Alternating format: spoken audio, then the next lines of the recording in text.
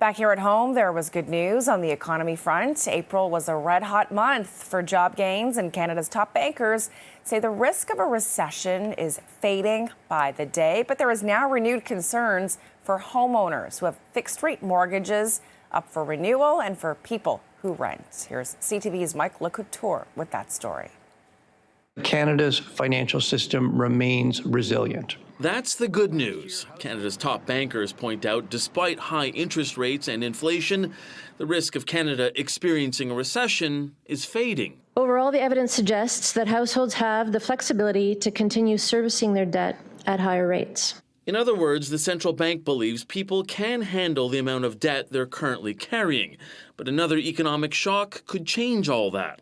The report does say renters are feeling the pinch because they typically have lower incomes compared to non-renters. Auto loans are a fair amount above pre-pandemic levels, and these renters are more likely to carry a credit card balance now back to pre-pandemic levels, and they're just much less likely to have a cash buffer in any event.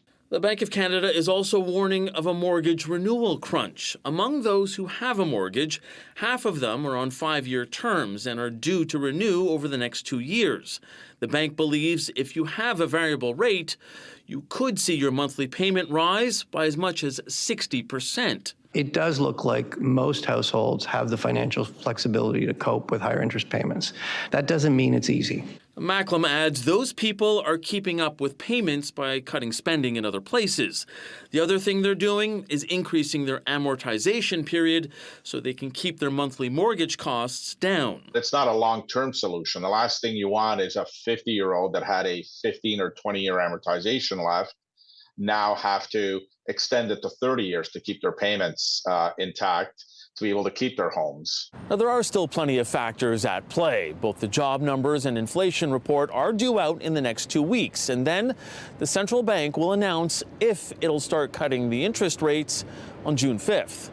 Mike LeCouture, CTV News, Ottawa.